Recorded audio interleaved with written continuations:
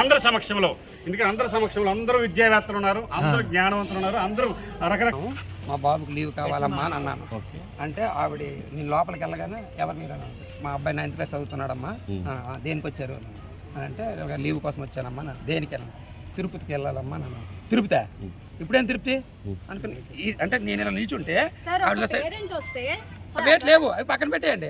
నేను కుర్చీ మీద చేతులు వేసుకొని ఆవిడ పని ఆవిడ చేసుకుంటే తిరుపతి ఇప్పుడేం తిరుపతి, ఇప్పుడు తిరుపతికి సెలవులేట్లేవు, ఓన్లీ మీరు వెళ్ళవలసింది ఓన్లీ హాలిడేస్లోనే, ఎప్పుడు పడితే అప్పుడు వెళ్తారు తిరుపతి అంటే.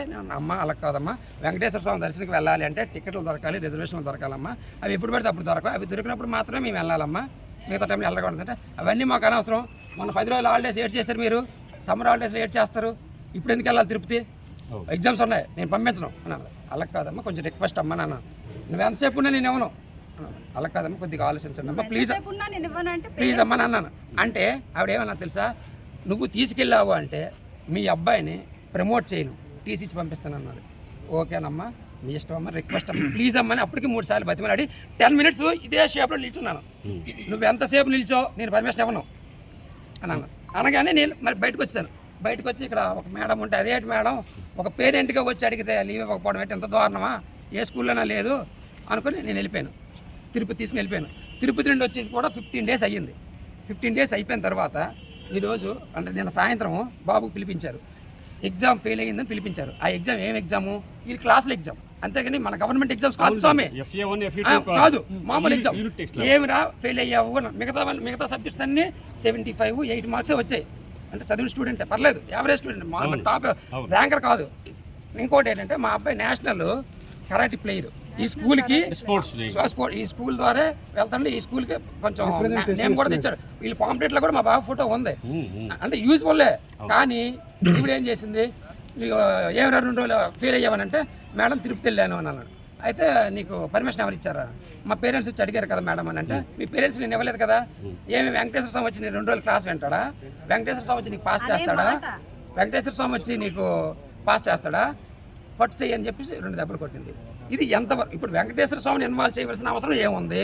యాజ్ ఏ పేరెంట్గా నేను వచ్చి మాట్లాడినప్పుడు ఈ రోజు మీ స్కూల్ నడుస్తుందంటే కారణం ఒక హిందువులుగా మేము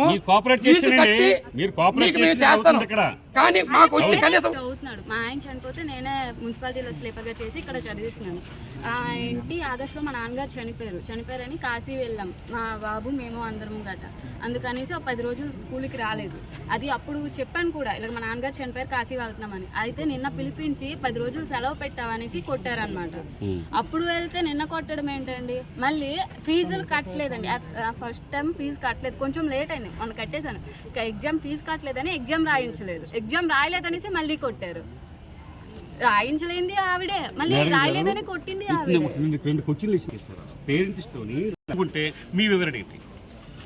లోపు కట్టుకోవాలి, ఫీజు కట్టుకోలేదు, అడగలేదు మేము. ఎందుకంటే అప్పుడు బుక్స్ కానీ యూనిఫామ్లు కానీ కుట్టించుకునే టైం అది. సరే వాళ్ళ దగ్గర ఉన్నాయో లేవో అని అడగలేదు.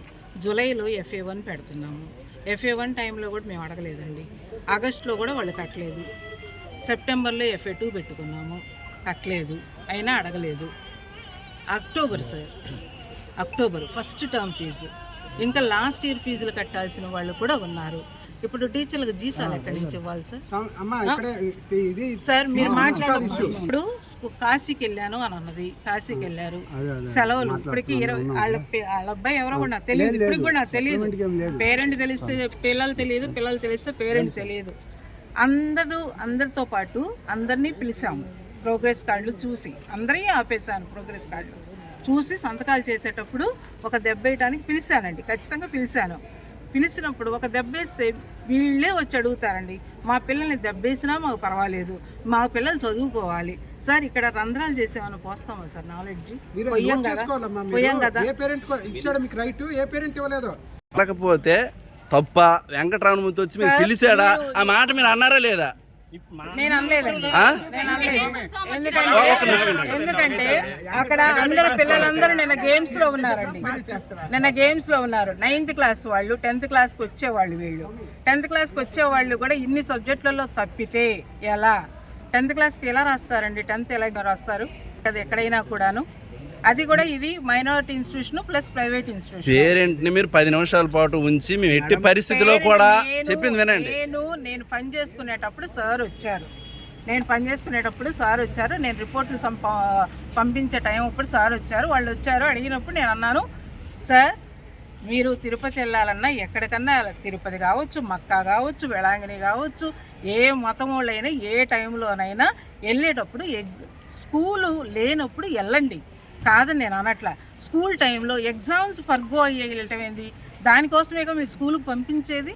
దేనికోసం పంపిస్తున్నారు? అవును మేడం, పేరెంటే మరి పేరెంట్ ఇబ్బంది కాబట్టి మొక్కుకోండి కాబట్టి వెళ్ళారండి. పేరెంట్ తప్పని పరిస్థితిలో పేరెంట్ వెళ్ళిన ఎవరు చనిపోయినా ఒకటి సార్, ఆ పేరెంట్ వెళ్ళారు వచ్చారు, కానీ ఆ అబ్బాయి వాళ్ళ అబ్బాయి అనే సంగతి నాకు తెలియదు. ఎవరబ్బాయి